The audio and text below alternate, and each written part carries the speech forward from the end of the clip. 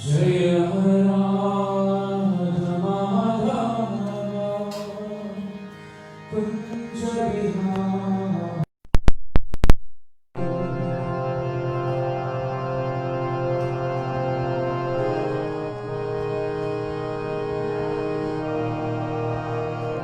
जय राधा माधव कुंज बिहारी।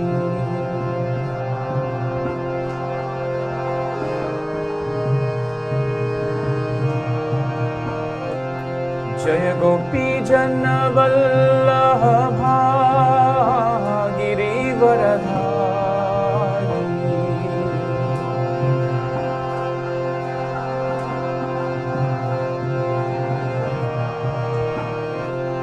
जय गोपी जन वल्लभा गिरिवरधारी।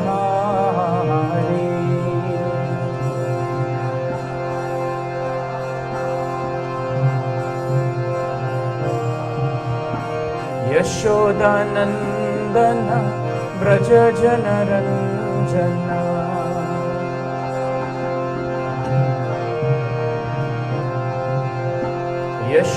यशोदानंदन ब्रज जनरंजन।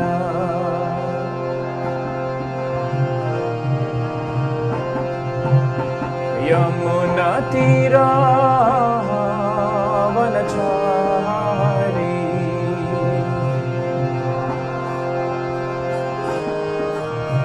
यमुना तीरा वनचारी।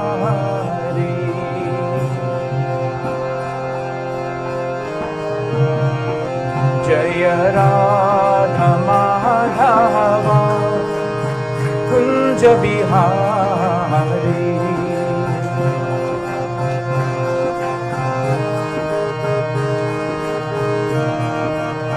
जय राधा माधव कुंज बिहारी।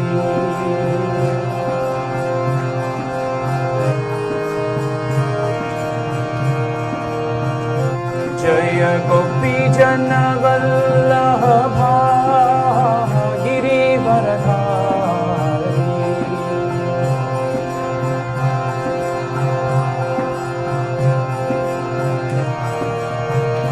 जय गोपी जन वल्लभा गिरिवरधारी।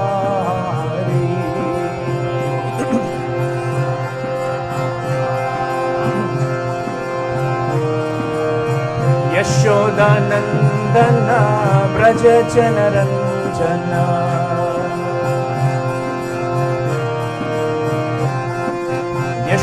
यशोदानंदन ब्रज जनरंजन।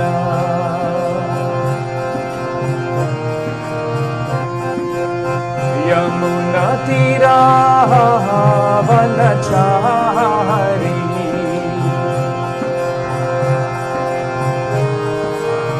यमुना तीरा वनचारी। हरि हरि।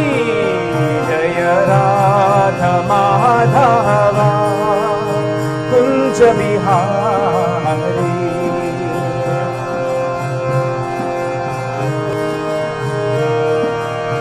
जय राधा माधव कुंज बिहारी।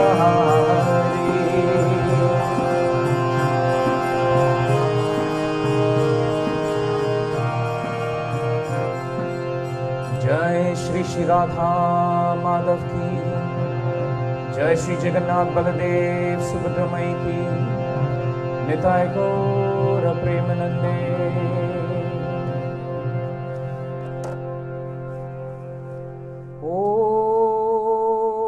नमो भगवते वासुदेवाय।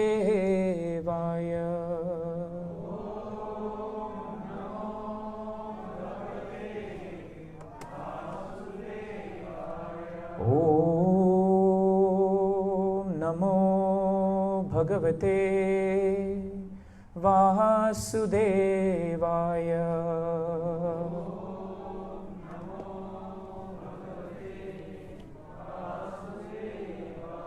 Om Namo Bhagavate Vasudevaya.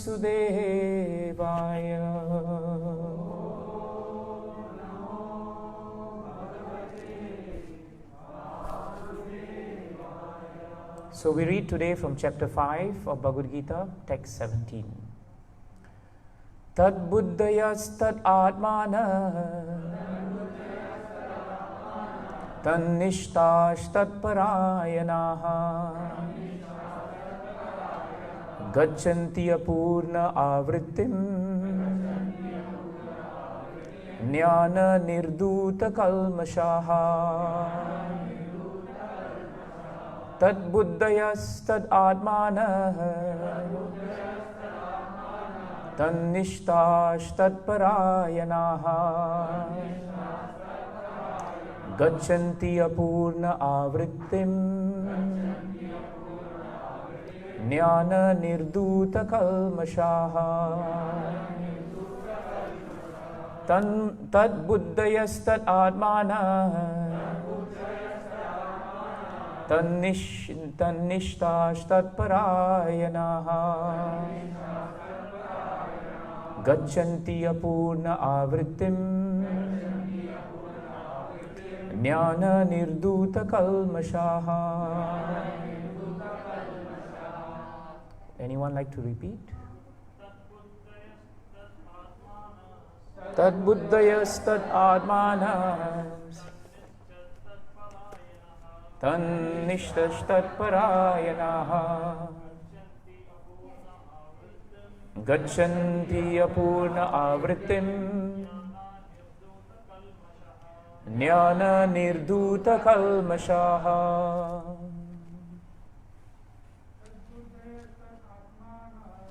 Tad buddhayas tad atmana tan nishtash tad parayanaha gachanti apurna avrittim jnana nirduta kalmashaha. Tad buddhayas tad atmana tan nishtash tad parayanaha gachanti apurna avrittim jnana nirduta kalmashaha. Matajis? Tad buddhayas tad atmana tan nishtash tad parayanaha gachanti apurna avrittim jnana nirduta kalmashaha.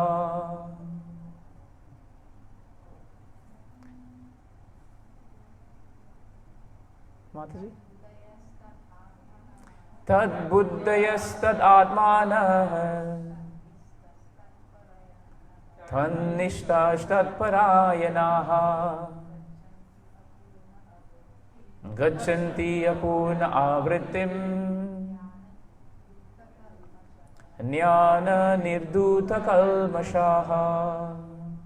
Tad buddhayaha, those whose intelligence is always in the Supreme.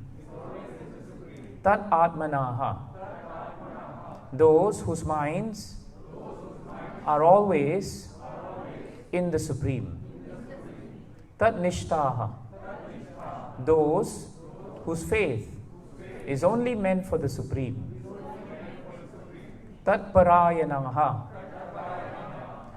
who have completely taken shelter of Him.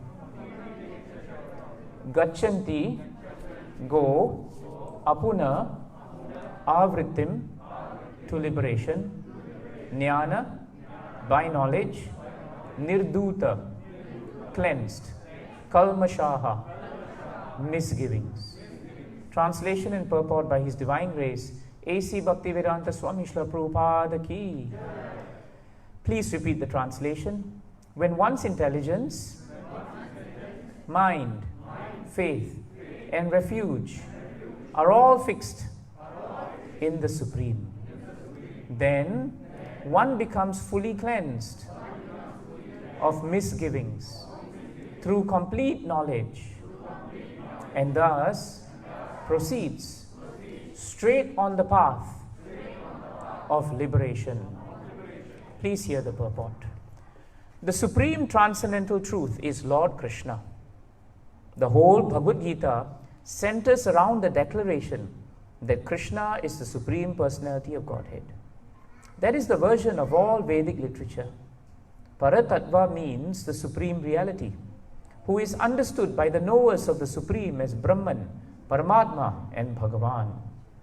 Bhagavan, or the Supreme Personality of Godhead, is the last word in the Absolute. There is nothing more than that. The Lord says, Mattaha parattaram nanyat kinchit asti dhananjaya. Impersonal Brahman is also supported by Krishna. Brahmano hi pratishtaham.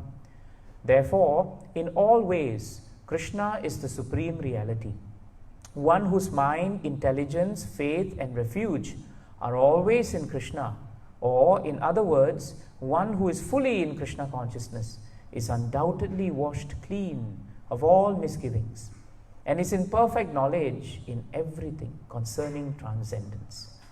A Krishna conscious person can thoroughly understand that there is duality, simultaneous identity and individuality in Krishna. And equipped with such transcendental knowledge, one can make steady progress on the path of liberation. Om Ajnana Timirandasya Jnananjana Shalakaya Chakshurun Militam Yena Tasmai Shri Guruve Namaha. Sri Chaitanya Mano Bhishtam Stapitam Yena Bhutale Soyam Rupa Kadamayam Dadati Swapadantikam. Vandeham Shri Guru Shri Uttapada Kamalam Shri Gurum Vaishnavamscha Shri Rupam Sagrajatam Sahagana Raghunatham Vitam Tamsa Jivam Sadvaitam Savadutam Parijana Sahitam Krishna Chaitanya Devam Shri Radha Krishna Padan Sahagana Lalita Shri Vishakan Vitamscha. He Krishna Karuna Sindho Dinabandho Jagatpate Gopesha Gopika Kanta Radha Kanta Namostute Tapta Kanchana Gorange Radhe Vrindavanishwari Vrishabhanu Sute Devi Pranamami Hari Priye Namo Mahavadanyaya Krishna Prema Pradayate Krishnaya Krishna Chaitanya Namne Gaure Tvishe Namaha Vancha Kalpatarubhyascha Kripaha Sindhubhya Evacha Patittanam Pavanebhyo Vaishnavebhyo Namo Namaha.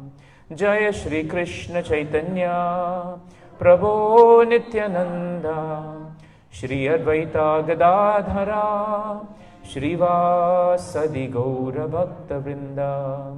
Hare Krishna Krishna Krishna Hare Hare Hare Rama Rama Rama Hare Hare.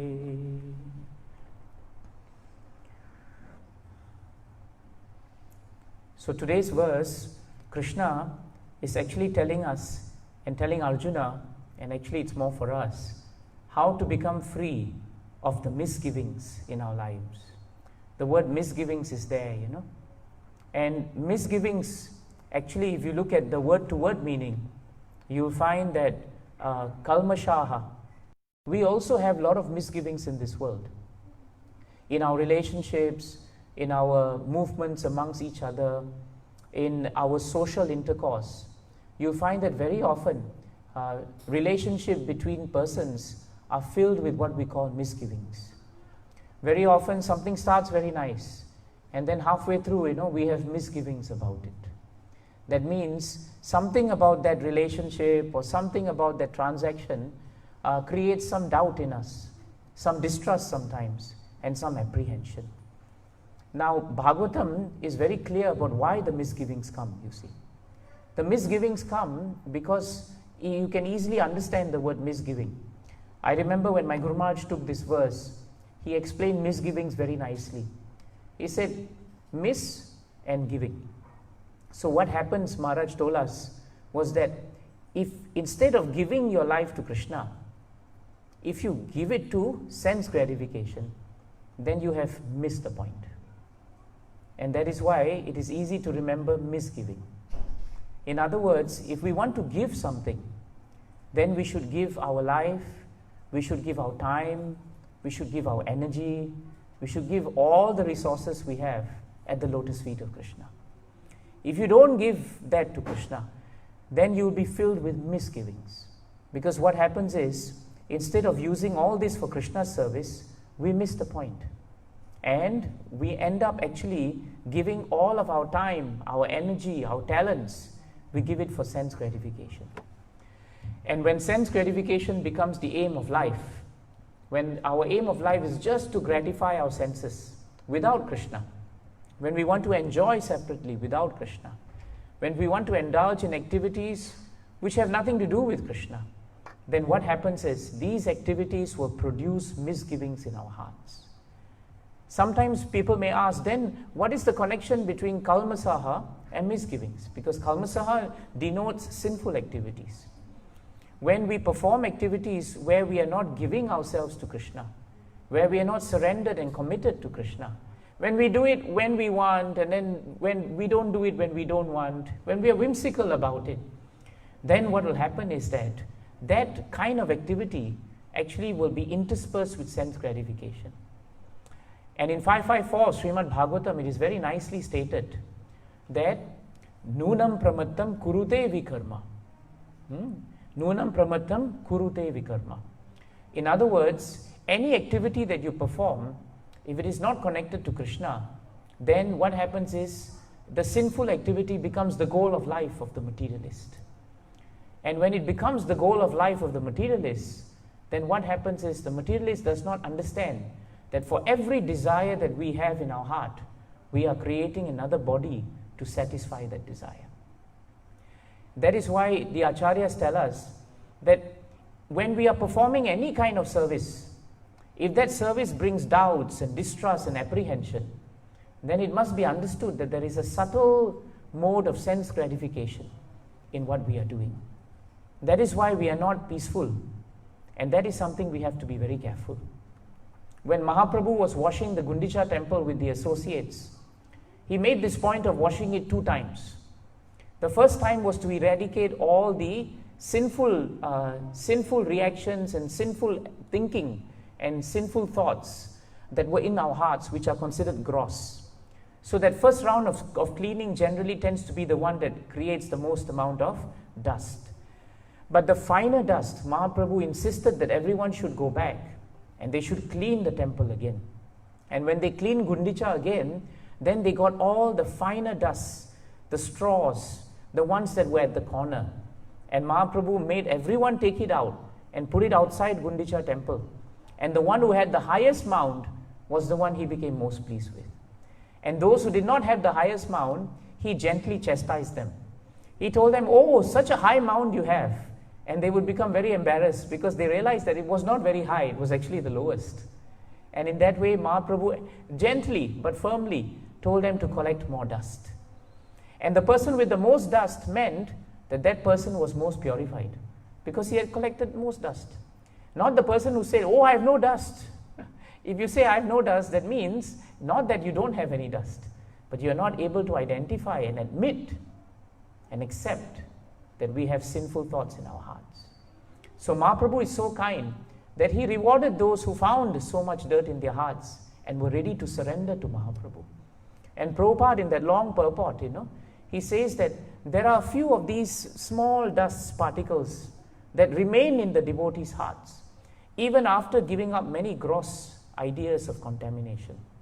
Things like fame, name, adoration, the need to be worshipped, the need to be praised, being envious of other living entities, and therefore thinking violent thoughts towards them. Not going according to scriptures, for example. All these are what we call misgivings. You see? So actually, any sinful activity that we perform, which takes us away from Krishna, in other words, we miss the target, then we give ourselves to that activity. But what do we get in return?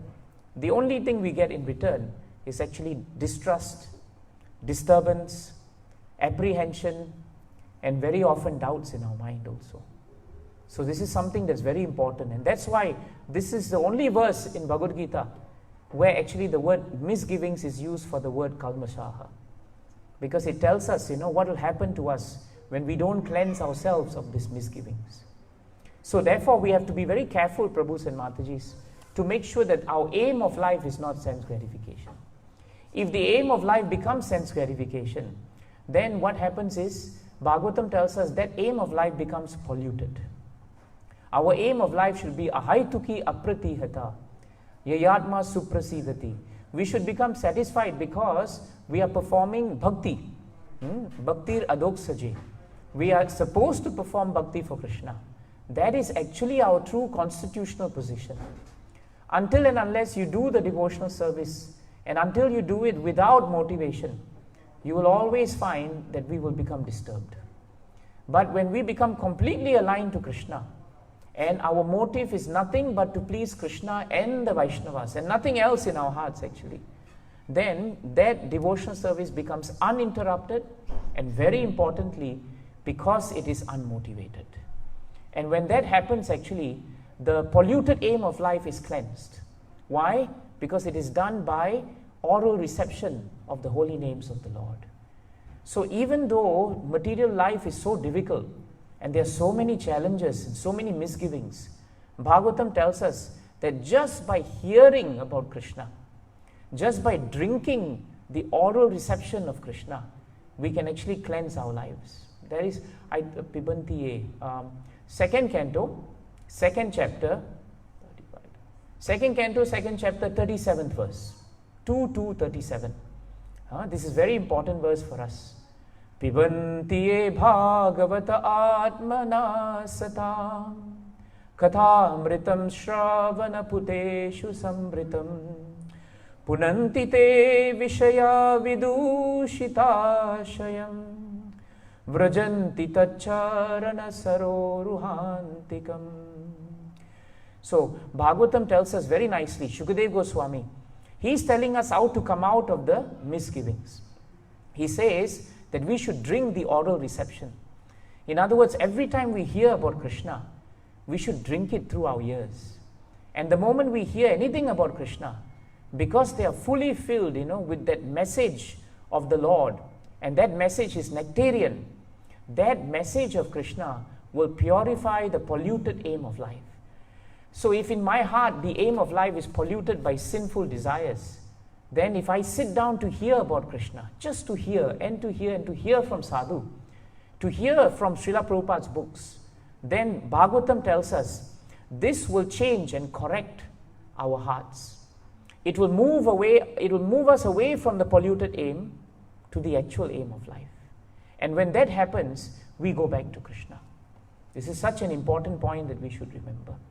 That is why we have to hold on very tightly to Krishna's feet, or we have to hold on very tightly to the lotus feet of the devotees. But when sense gratification becomes the aim of life, then what will happen is we become just like Ajamil. Ajamil was a very good example in the 6th canto, if you remember. He was such a pious Brahmana boy when he was young. But because 4 things were diverted, that is why the misgivings came into his heart. The 4 things that can be diverted are given in this shloka of 5:17. First is our intelligence. Second is our mind. Third is our faith. And fourth is our refuge. Refuge means the place where we take shelter. If these 4 places are diverted to something other than Krishna, or someone other than Krishna, then doubts, then misapprehension, then misgivings and distrust, they will come into our hearts. And we will not be peaceful actually. Ajamil was a good example. When he started his life was so fixed at the lotus feet of Narayana. But somehow or another, his mind and intelligence became distracted by the form of a woman, a Shudrani. he saw her embracing the form of a man. And when he saw these two persons embracing each other, then the aim of life that he had to please Narayana became polluted. And when it became polluted, the aim of his life from then on was somehow or another to be connected with this lady that he saw. And even though he got married to a very chaste and virtuous person, even then he just completely gave up his good wife, gave up his family, and he decided to run after that Shudrani. So she became the object of his sense gratification. So like that, for 80 over years of his life, Ajamil just completely devoted himself to pleasing this lady. Instead of spending a lifetime pleasing Krishna, he spent a lifetime pleasing her. And Bhagavatam tells us that when she was dejected, he was dejected. When she was happy, he was very happy. When she was disturbed, he was disturbed. This is what happens when we follow the objects of sense gratification. And when they become down, we also become down. We are not able to pick ourselves up because we are not connected to Jagannath. And that is why the doubts, that is why the apprehensions, and that is why the distrust will come. And all of this together means misgivings. Misgivings. So whole life, Ajamil led a life completely free of Krishna. He completely forgot Krishna. And he had many children. Bhagavatam tells us he had 10 children by this lady. And the last child was only 5 years old. No, the last child was younger than 5 because he was just speaking in awkward language and having awkward movements. So he was very young. And somehow or another, just by the power of devotional service, Krishna somehow ignited and inspired, without him even realizing it, Ajamil to name his son Narayana. Narayana. And Prabhupada writes, that it was not because Ajamil was a devotee and he thought, never mind, I'll remember Narayana and then somehow something will happen. No, he wasn't thinking that way. But Prabhupada says, this is what happens when you take up some form of devotional service. Swa alpam, even a little bit of devotional service can help us slowly move away from the misgivings of the heart. It can. It can correct our polluted aim of life. It may take time, but it is very powerful. So even though he named his son Narayana, he hardly ever thought of Narayana until the time came for him to die. And when he was going to die, even then he did not think of Narayana. He was only thinking of his child. He was very attached to his child. Therefore, his child became the source of his attachment. Sometimes we think, that polluted aim of life means that I'm running after a lady or a lady is running after a man. But Bhagavatam says if you run after anything other than Krishna, that's just as bad. Because here he ran after a small boy. You may say, what harm was there? But the harm was he was not remembering Krishna. And years of forgetfulness of Krishna. What is sin? Srila Prabhupada in a nice lecture just defined sinful activity as that action that causes you to forget Krishna. That is sinful activity. It is not the sinful activity of brimstone and fire that we always think about. It is very much the fact that forgetfulness of Krishna leads to kalmashaha. It leads to misgivings in our hearts. That is why we are disturbed. Instead, we blame so many other people why we are disturbed. When we are disturbed, we blame everybody except ourselves. We don't realize the source of our misgivings is actually the reason why we have become polluted. Forgetfulness of Krishna. So Ajamil forgot Krishna, but Krishna did not forget him. And somehow or another, because he remembered his son, at that point of time when he was supposed to be taken by the Yamadutas, the Vishnudutas came and stopped the Yamadutas and said, hold on here. This person is eligible to be not taken by all of you because he has called out the name of the Lord. And in that one calling of the name of the Lord, he had purified the polluted aim of his life. Can you imagine? Now, Ajamil was not given the chance to go back there and then, but he was given a chance to introspect, to change his heart, and to accept and surrender to Krishna. And that is what this shloka is telling us. Srila Prabhupada says so nicely in the purport that the most important thing for us to divert our intelligence, mind, faith, and refuge is to make it become fixed with the Supreme. But Ajamil used his mind and his intelligence to become fixed with the Shudrani. And later he became fixed with his son. then he lost all faith in Krishna and he vested all his faith in his son. At the time when he was dying, he called out for his son because in his heart he had faith in him. He called out for his son because in his heart, his son was his refuge. When Bharat Maharaj left the whole world, in the 5th canto and went to Pulaka ashram, he went there all the way there and he sat down very quietly to concentrate on the Supreme Personality of Godhead. He became distracted by a deer. It was not a lady or a man or some great object of great wealth that affected him. It was a deer, a simple, innocent deer, just coming in the form of a helpless animal. And Bharat Maharaj gave so much favorable arguments, not him, his mind, his intelligence. His intelligence gave him very, very good arguments. That's why, if you find here, Krishna starts by saying when one's intelligence, when our intelligence is misused, it misdirects the mind. Please remember that. If your intelligence is misused, it will misdirect the mind. If your intelligence is not fixed with Krishna, then when the mind gives us trouble, the intelligence is lost. This is a very important point we must remember. So it is no point having lots of intelligence, but if it is misused, then you will have misgivings, because we are missing the point. That's the whole problem. So Bharat Maharaj missed the point. Instead of giving his life at the end, when he thought he was going to renounce everything, he gave his life, but he gave it to the deer. If the deer was very happy, he was happy. If the deer was playful, he was playful. If the deer went away into the forest and did not come back for a long time, Bharat Maharaj became mad. Bhagavatam said in the night when the deer did not return, he started talking to everything around him. Where is the deer? Where is my friend deer? He looked up at the full moon. And at that time, the moon has spots, right? Sometimes you see the moon close enough, you can see spots. In Bharat Maharaj's mind, the moon spots were actually the hoof prints of the deer. So he spoke to the moon saying, my dear moon, have you seen my dear friend the deer? Is it that he has stepped on you? Is he walking somewhere else? Have you seen him? This is Bharat Maharaj. This is the great Bharat Maharaj who decided to renounce the world and who was a Pakka devotee. But because of one miss, one just wrong deviation, he became very close to the deer. And at the point when he was going to leave the world, the deer was sitting next to him holding his hand. He was holding the deer's hand, deer was holding his hand. Very trained deer, holding the hand of Bharat Maharaj. There's even a picture you can see. And the deer looked very sober, like a son, sitting next to the father. And Bharat Maharaj, the last thought Bharat Maharaj had as he went away was a total miss. The miss was, what will happen? Who will take care of my deer? That's what he was thinking. That's what he was thinking. So sometimes, my Guru Maharaj used to say, Devaki, just before you die, at the point when you're going to die, don't start thinking who's going to take care of this person, who's going to take care of that. Maharaj said in his village, there was a man who was about to die. He was going to open his mouth, and he had been a big businessman all his life, and all the sons were around.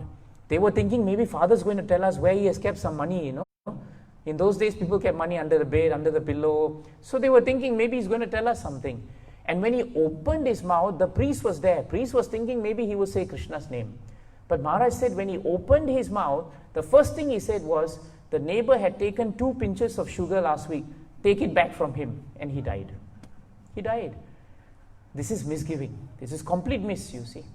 This is how the sense gratification catches us. And it'll catch us through the intelligence. That man was very intelligent. He built big business empire. But what was the point of the intelligence? The intelligence did not bring him to the lotus feet of Jagannath. And so his mind was not under his control because intelligence was not under his control. He had no faith in Krishna because he only had faith in his money. And therefore, what was the refuge that he took? He took refuge in his wealth. But wealth is not going to go with you. Nothing is going to go with you.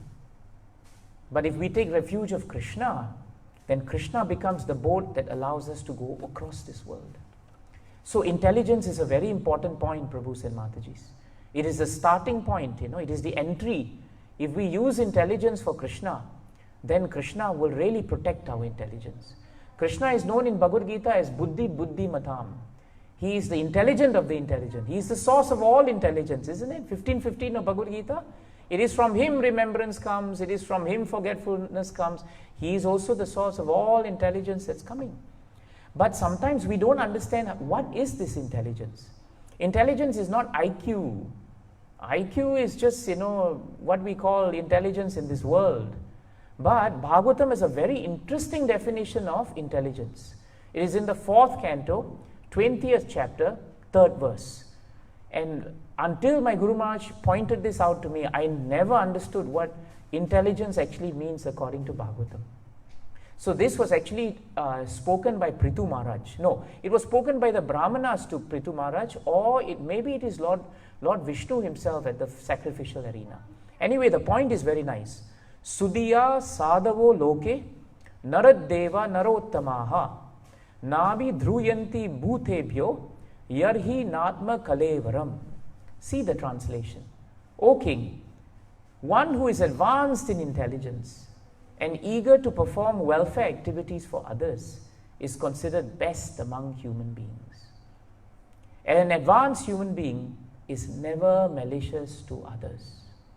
Those with advanced intelligence are always conscious that this material body is different from the soul.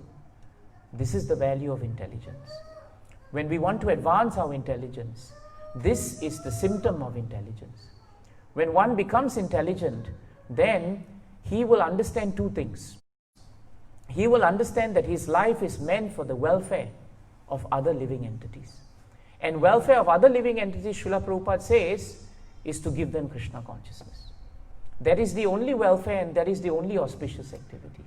There is no other auspicious activity except this. That is why it is known as most intelligent. Sudhiya means most intelligent. So, real intelligence means to give Krishna consciousness to others. And real intelligence also means that we are very kind in our heart to give Krishna consciousness to others. So, intelligence has nothing to do with IQ in Bhagavatam. It has to do with how broad-hearted we are. That is the real sign of intelligence. And the symptom of intelligence is we never think ill of others. That is why the word malicious is there. We never have any malice in our heart for anyone. No matter who the person is, no matter what they may have done or not done, a Vaishnava who is truly intelligent and is in control of his senses, he or she will never succumb to distrust, misapprehension, and doubts. Very important point. So you can see how Bhagavatam defines intelligence. It is a very practical way to understand intelligence actually. And that is why all the great devotees of the Lord are truly intelligent, because they dedicated their entire life for Krishna. So this is very important. When intelligence is used in this way, then the mind automatically comes under the control of Krishna. We don't have to worry about it. And when the mind and the intelligence are with Krishna, then our faith in Krishna is always fixed. Because mind and intelligence are not going here and there. It's when the mind and intelligence raises doubts that the faith is affected actually. And when faith is affected, the refuge is also gone. So we should be very careful to understand this point actually. And when it comes to faith, Bhagavatam tells us that our faith should be very simple. Our faith should be tasmat ekena manasa. Ekena. In other words, except for Krishna, there is no one else that we look at. And that is why Prabhupada spends the better part of the purport just speaking on one point, the supremacy of Krishna. If you notice in the purport, Prabhupada starts by saying the supreme transcendental truth. Notice, not absolute truth. Normally it is SAT. But in this purport it is STT. Supreme transcendental truth is Lord Krishna. And he says the entire Bhagavad Gita centers around a declaration that Krishna is the supreme personality of Godhead. This is the starting point of our faith. If our faith in Krishna is solid, then our refuge is only Krishna. If our faith in Krishna and refuge in Krishna is there, then our mind and intelligence will turn to Krishna very automatically, very much. The moment Ajamil heard the conversation between the Yamadutas and the Vishnudutas, and he realized that how long he had lost his mind and intelligence, immediately his faith in Krishna increased and he sought refuge in Krishna. He repented for his activities And repentance, Prabhupada writes in the purports in the 6th canto, is a sign of intelligence. Repentance is a sign of intelligence. Very important point. When we are really intelligent, we will repent when we understand that we have done something wrong. That is also a sign of intelligence. So material intelligence is very different. In material world, nobody wants to repent. Nobody wants to say, I'm sorry. Because the moment you say you're sorry, you're supposed to be the weak person, isn't it? But in spiritual world, it's completely the opposite. Completely the opposite. That's why those people in the material world who don't know how to say sorry, they are filled with misgivings. Always full of doubts, always full of misapprehension. But those who are devotees, there's nothing to worry. If there's any problem, they will say sorry. Because what is the wrong in that? The matter ends. My Guru Maharaj used to say, the moment you genuinely say sorry about a matter, the person who wants to pick a fight with you, he becomes deflated like a balloon. Cannot find fault with you already. Because you've just said sorry. But if you don't say sorry, you actually increase his propensity to attack you also. And in all that attack, counter-attack, Krishna is forgotten. Krishna is forgotten. That is why Lord Shiva did not engage in criticism at the sacrificial arena with Daksha. If you notice, the Devatas, his followers versus Bhrigu Muni and the others, who were with Daksha, they were just cursing, counter-cursing, cursing, counter-cursing. Cursing, counter-cursing means criticizing, counter-criticizing. That's what they were doing. But Lord Shiva just put his head down and humbly walked out of the arena. That is sign of intelligence. So we should understand, real intelligence is to understand Krishna is Supreme Personality of Godhead. Why? Janmadi asya yatho anyavaditaratas charteshu abhignasvara tene brahma hridaya adikavayo muyanti atsurayaha tejo vari mridam yatha vinimayo yatra trisargo mrisha dhamna svena sada nirasta kuhakam satyam param dhimahi. I hope we all know this verse. It's the first verse in the first canto in the first chapter. We have to know this verse. This is the verse that tells us exactly what the purport is telling us, that Krishna is supreme. He is the all-pervading Supreme Personality of Godhead. He is there as the cause of all causes, primeval. He is the cause of creation. He is the cause of sustenance. He is the cause of destruction of this entire manifested universe. He is the one who is indirectly and directly conscious of all manifestations. And not only is he directly conscious and indirectly conscious, but he is in all material manifestations. But all material manifestations are not in him. This is the greatness of Krishna. Bhagavatam also tells us that only by him, great sages even can be placed into illusion. Everyone is searching after Krishna, but Krishna is not so easy to find. It is only by him that the material universes are temporarily manifested, appear to be factual in front of us, even though that they are unreal. This is such an important point for us to remember. Until and unless, Prabhus, Matajis, we accept Krishna as all in all, then our faith in Krishna cannot grow. We will misplace our faith in something else. That is why the whole of Bhagavad Gita is meant for us to understand this point. And not only must we understand this point, that is why the first word is supreme. Krishna is supreme. The second word is transcendental. Transcendental actually means what? To transcend means to cross, right? It means to cross. And it's so nicely stated by Brahmaji, Samasritaye padapallava plavam mahat padam punya yasho murare bhavarambudhir vatsa padam param padam padam padam vipadam natesham. I know it's in the 10th canto, 14th chapter. But the verse itself is very important. Samasritaye padapallava plavam. Krishna, Brahmaji is saying, Krishna, only your lotus feet are actually the boat for crossing this difficult material ocean. And even though this material ocean can be very difficult, one who takes shelter of Krishna, the beauty is, no matter how difficult it may be to cross this material ocean, but when we take shelter of Krishna, when we take refuge in Krishna, when we have faith in Krishna, when we divert our mind and intelligence to Krishna, then no matter how difficult that vast ocean of material existence may be, in the presence of Krishna, that vast ocean becomes like water which is found in the hoof print of a calf. Not a cow even, a calf. Cow's hoof print is also a bit big, but calf is even smaller. Even smaller. And therefore, it's so easy for us to cross it, isn't it? So that is why Bhagavatam tells us that if we want to have refuge, we should have refuge in Krishna. Because it is Krishna alone who can give us this great sanctity of refuge. And in Bhagavatam, there's another point that's given very nicely. And there's a relationship, between taking shelter and what happens when we take shelter. And who is the person qualified to take the refuge of Krishna. In the 7th canto, 15th chapter, 27th verse, Narada Muni tells Yudhishthir Maharaj a very beautiful secret. Sada santushta manasaha sarva shivamaya dishaha sarkara kantakadibhya yato panad pada shivam. The translation is very nice. For a person who has suitable shoes on his feet, there is no danger even when he walks on pebbles and thorns. For him, everything is auspicious.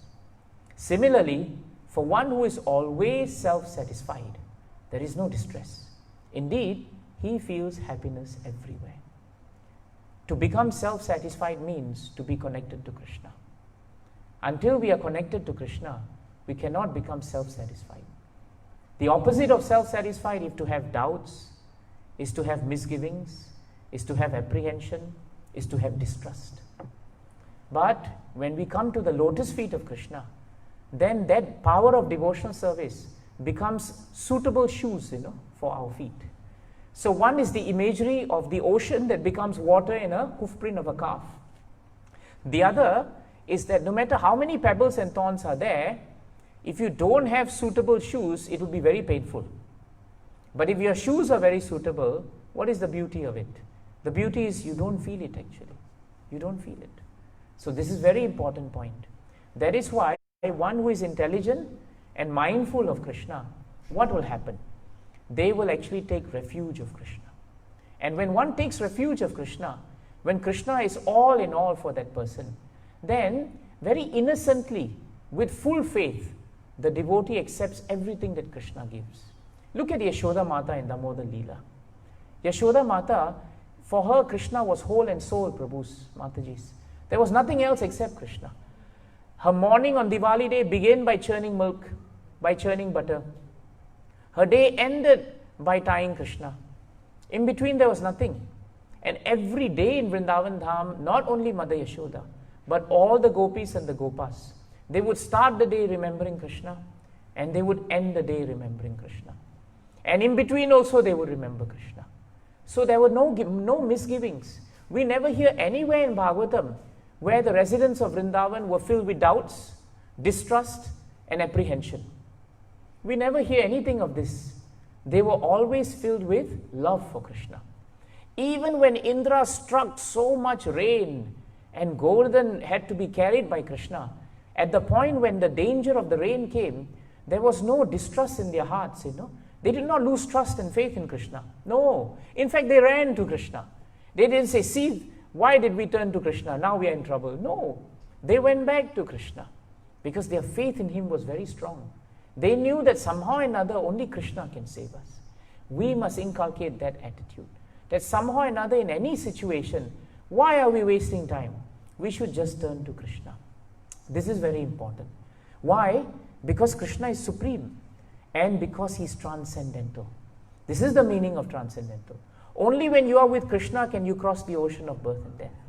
You remember in Lord Ram Leela, there was this Kevat, the boatman, and the boatman really wanted to serve Lord Ram. And so when Lord Ram came at that point of time, the Kevat asked, that you must pay something, otherwise cannot cross river. And Lord Ram said, I have nothing now with me. Maybe when I was at the palace I had something, but now I have nothing. So Lord Ram, Mother Sita and Lakshman were there. So the Kevat said, I will take something from you and I will consider that as payment. So what is that?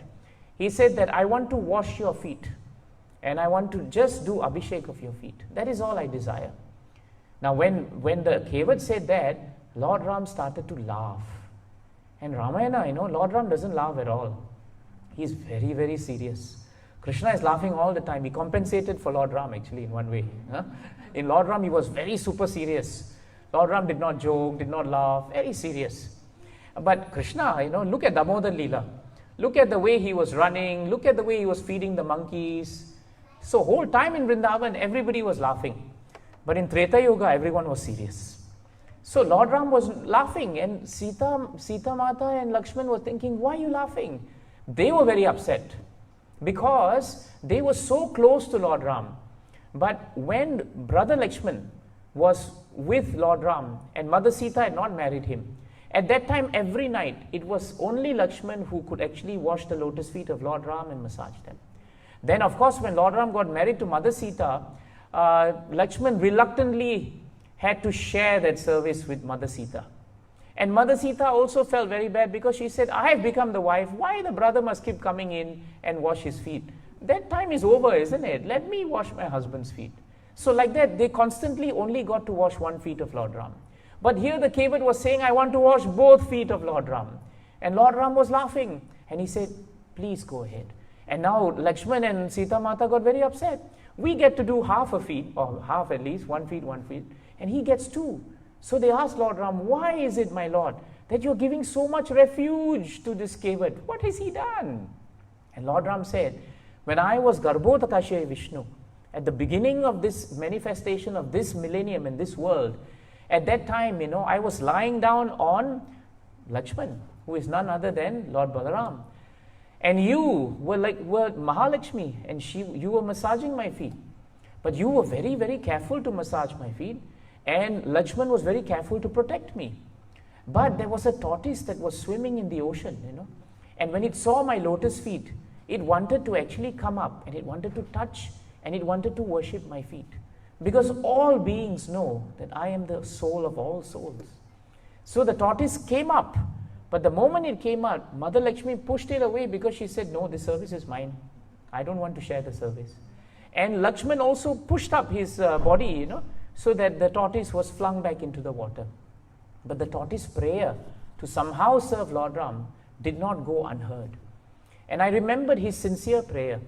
And I prayed and I gave him the benediction that someday, somehow, I will not forget his desire to serve my lotus feet.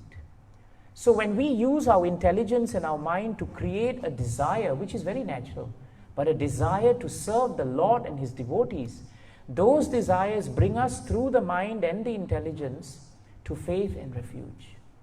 Do you see? This is how our senses are used for Krishna.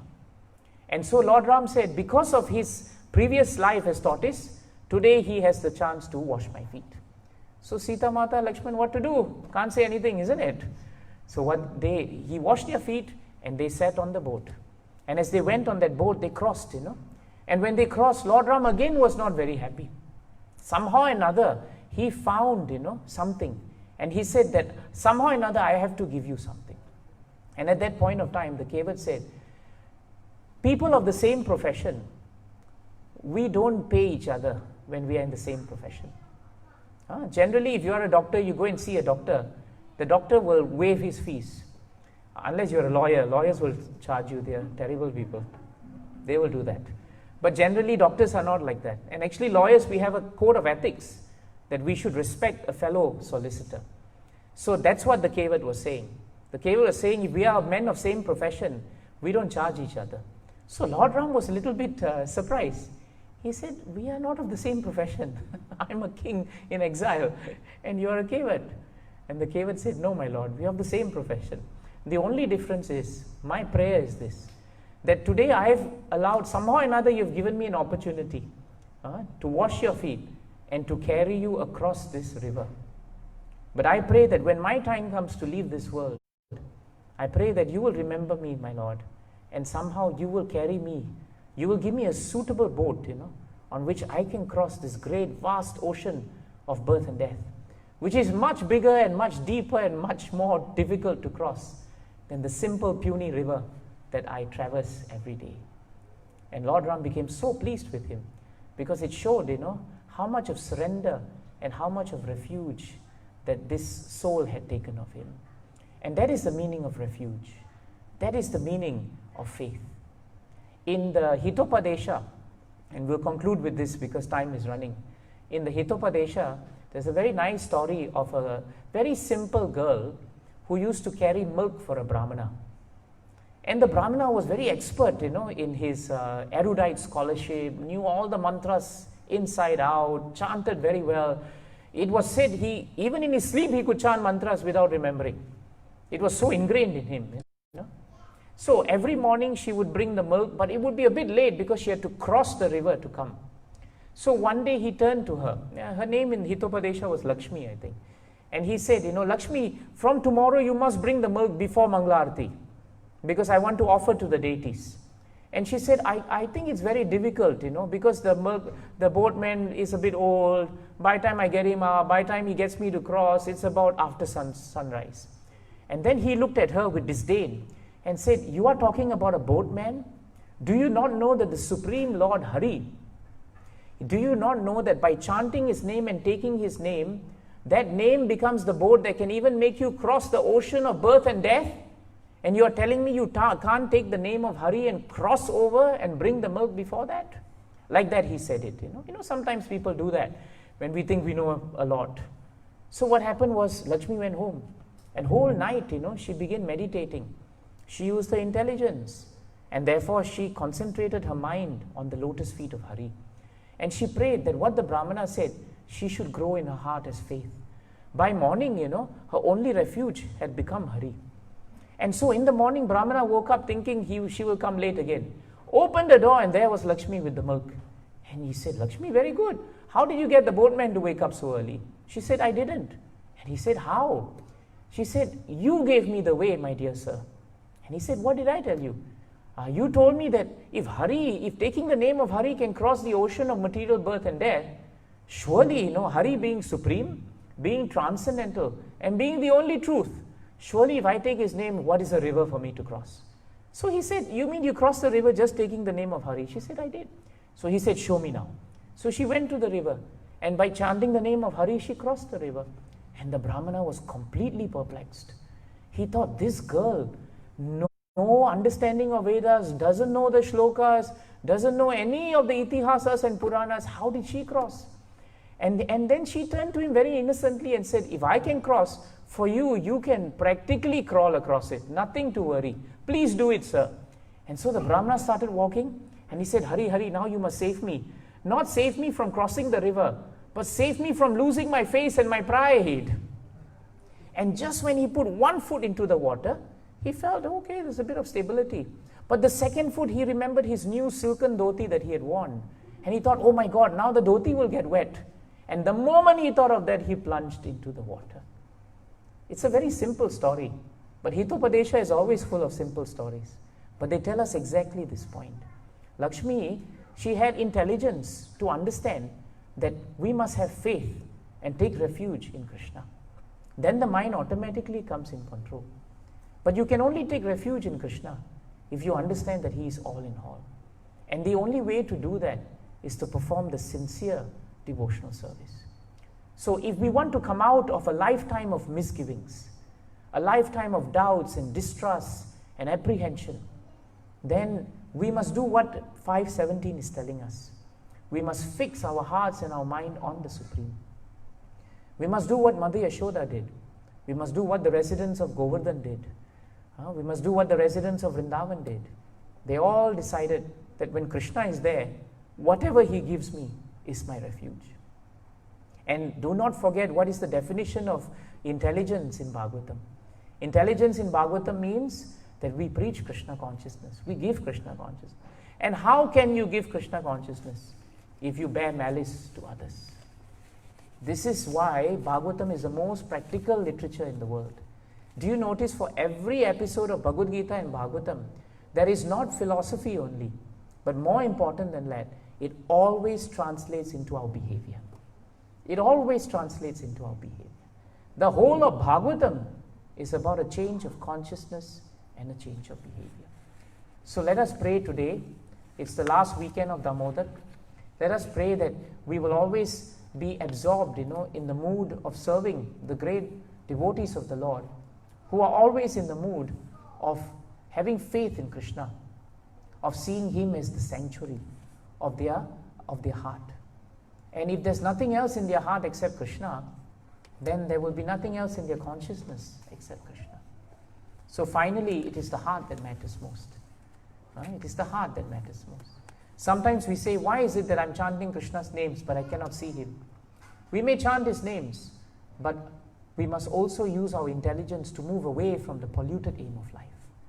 Bharat Maharaj failed in his intelligence to put Krishna in the center.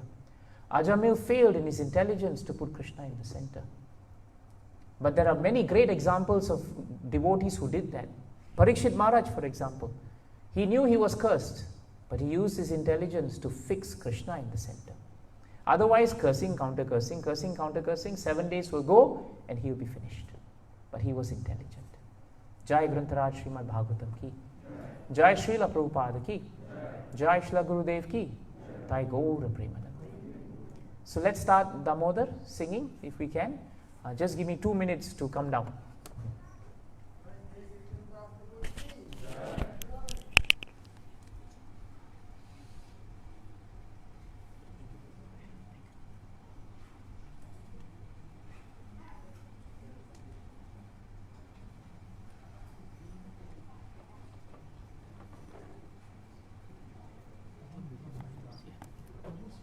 Prabhus.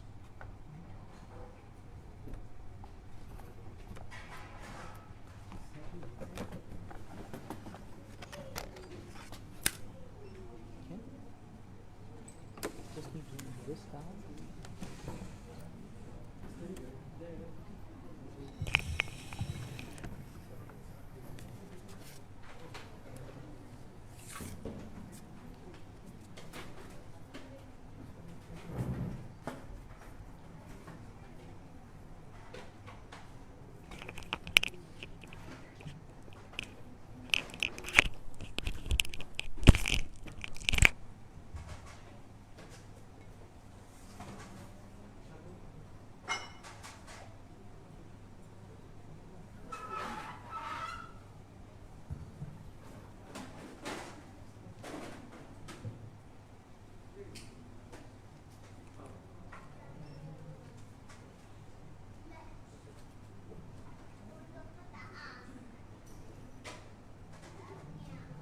So let us chant the wonderful Damodar Ashtakam. And when we light the lamps, let us pray to Krishna that somehow or another that He should dissipate all this darkness of ignorance in our heart and fill it with unconditional love for Krishna.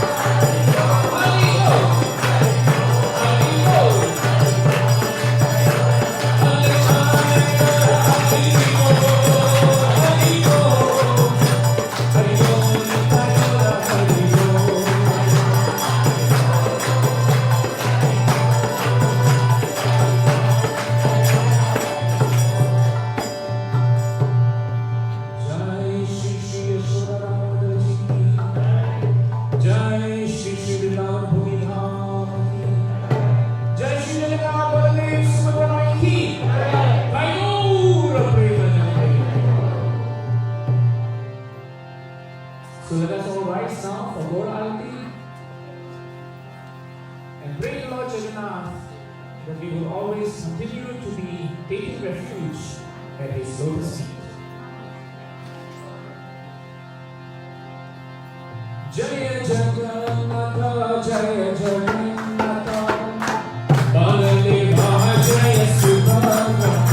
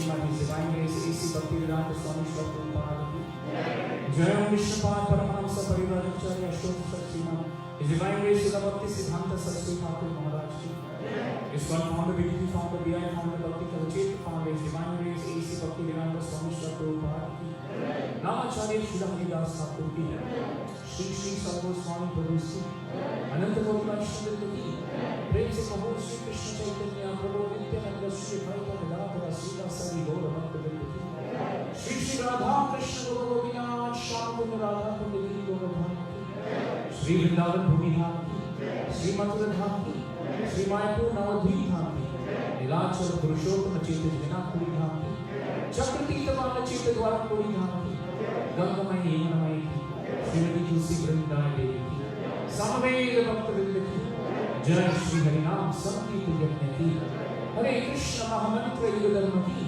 ग्रंथराज Shrimad Bhagavatam की इताई गौर Premanand all glories to the assembly devotees all glories to the assembly devotees all glories to the assembly devotees all glories to Shri Guru and Shri Guranga all glories to Srila Prabhupada Savior of the whole world ki itai gaur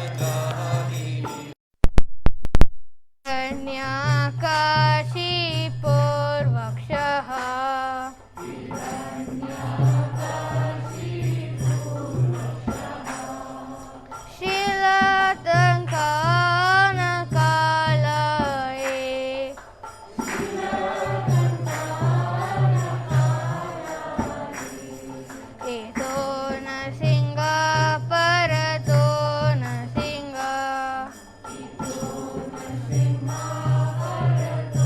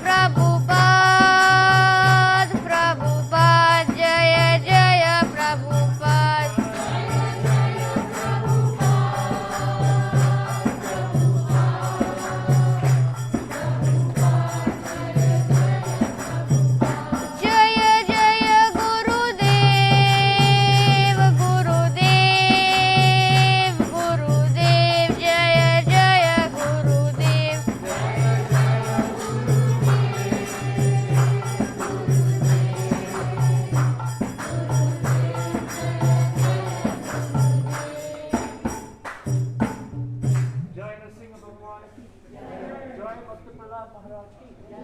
My Gaura Premanjana.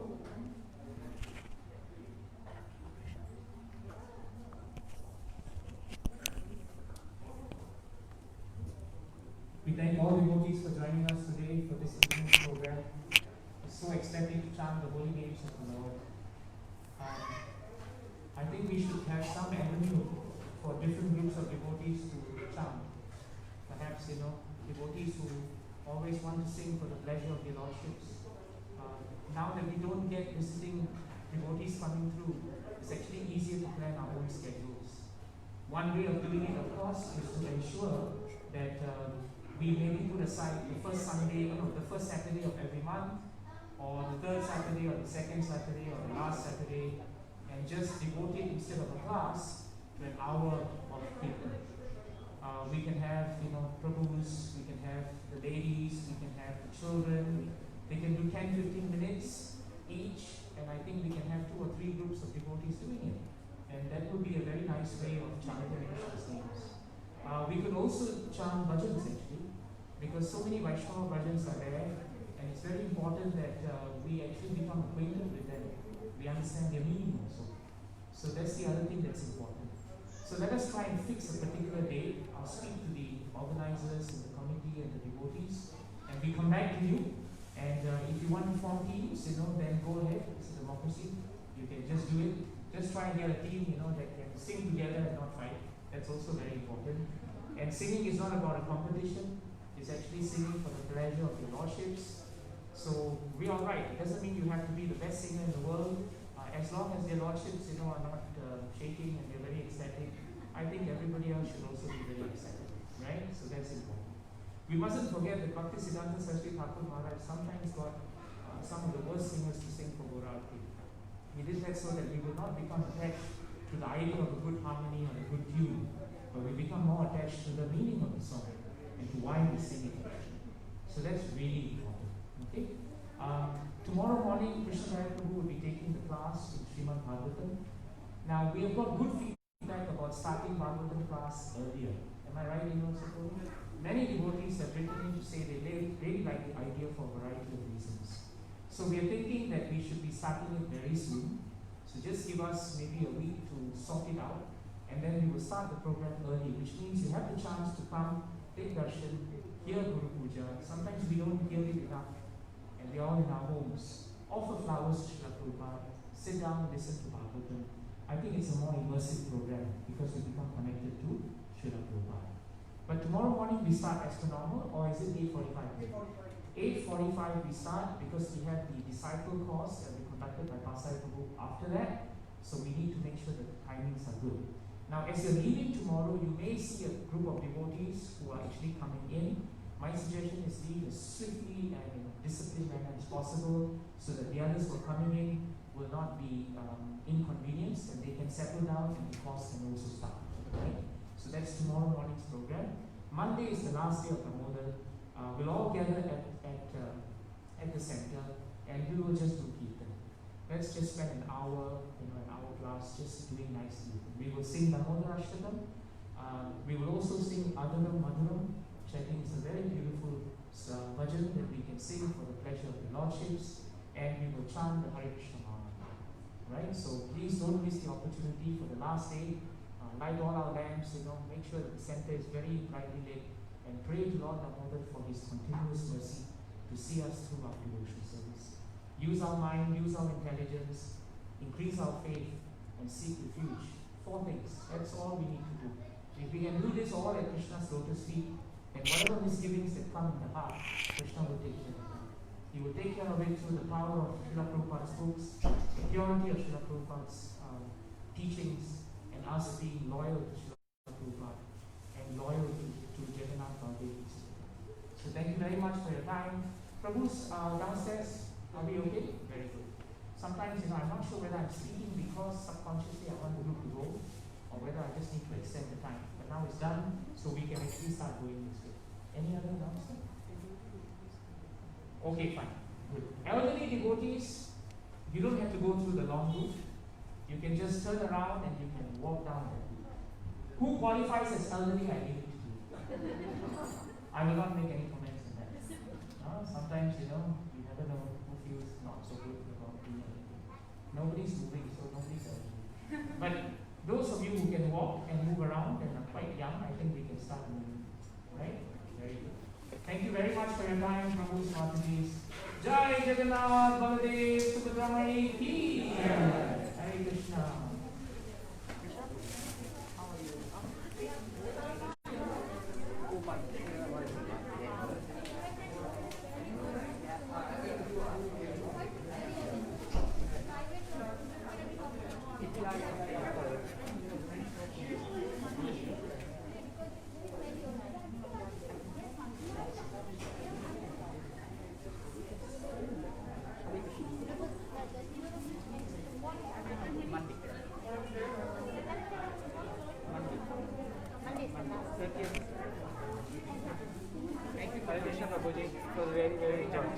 Please keep coming. Yeah, I'm trying to keep coming. Thank you so much.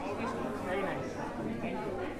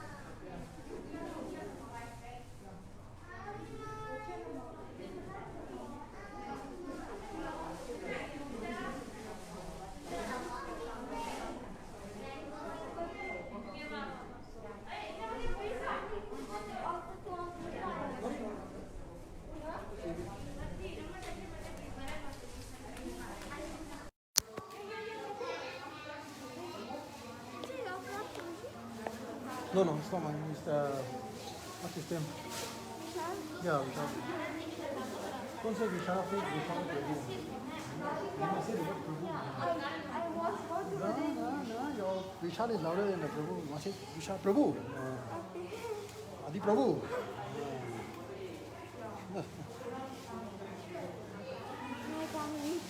It's okay, it's okay. Then leave it.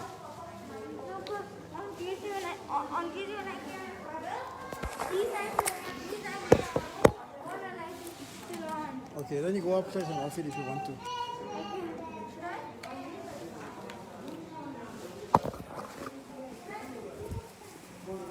Go behind.